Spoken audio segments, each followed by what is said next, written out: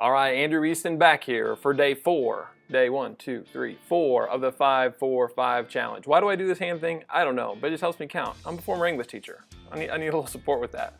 I do want to spend a little bit of time today to just talk about this challenge and what it sort of meant for this week. I was listening to the Well Played podcast earlier over the course of this week, and just that intentionality that you have to kind of make your day work around a particular goal that you're going to hold to, that you're going to make sure that you make time to make that happen. It seems like this week, this vlog has occurred over my lunchtime, which is what's going on right now. So yeah, it's been pretty busy, and I've really liked how much it's stretched me. I love video. I get a chance to tell the stories through video all the time, but this is different. I'm used to talking about other people. I'm used to talking about whatever they're doing in their classroom or an instructional video where I'm delivering content, but now to just reflect in this medium has really given me opportunity to pause and start to consider, like, what is it that I would say about kind of the day-to-day that goes on. And that's where this vlog came from. I'm just going to talk about my day and share a little bit about what goes on. So in the first 3 vlogs, I shared a little bit more about the responsibilities of being in my role, but what does it just kind of look like, all right? Like, when do those different things happen? And so I got a cheat sheet actually for myself today, just from what's going on this morning, because it has been so busy. So here we go. Drum roll, please. All right, I started my day off at Rockbrook Elementary, where I got a chance to drop my kiddos off. They actually attend that school, which is fantastic, like a one-stop shop, right? Who doesn't want to just like walk straight into the building that they drop their kids off at? So that happened. I went into Ms. Whitney's first grade class. We were anticipating having a mystery letter Google Hangout collaboration with a class in Florida, and so I needed to just make sure the whole tech front was ready with that. So I spent a little bit of time this morning making sure that, you know, whenever it came to that time in class, that we didn't have any technical issues.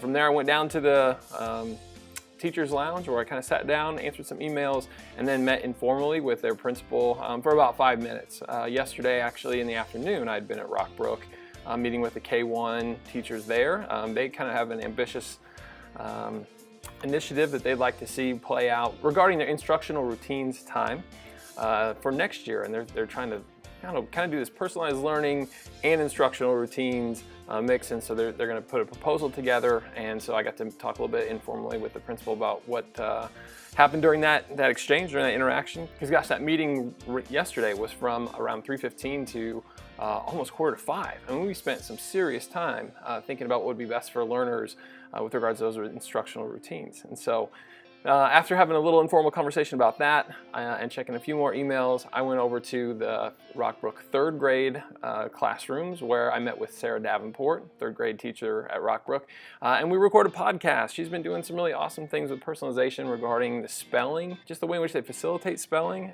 with their kiddos, and giving them some more choice, some more ownership in how they demonstrate what they know about those words. And then in addition to that, she has some flexible seating that she's gotten in the routine of using.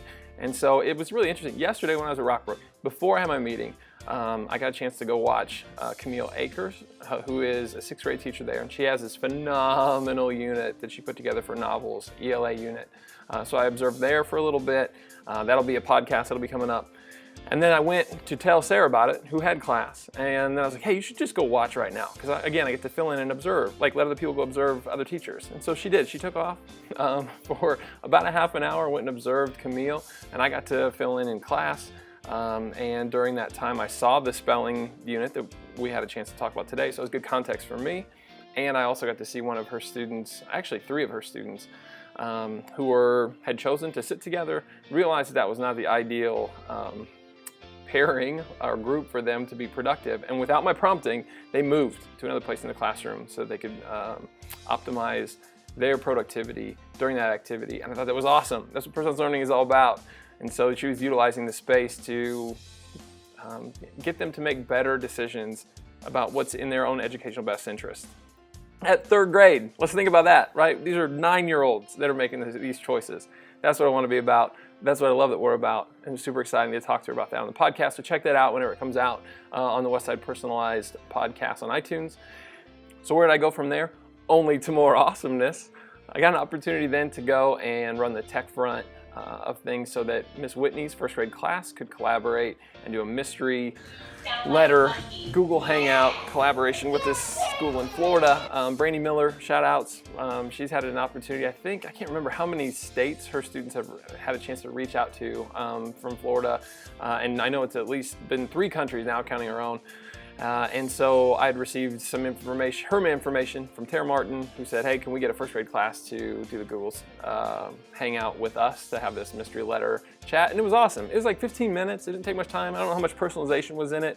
But honestly, when good ideas come up and great opportunities, the nice thing is we have the flexibility to support those and make those happen. And it was an amazing experience while it was going on, but it was certainly, I love the first graders' reflection. Like afterwards, they were talking about similarities and differences between their class and the group they had a chance to chat with. And for those first graders to just realize that, hey, this stuff's going on everywhere. And people are learning similar things, but they might go about it a little bit differently.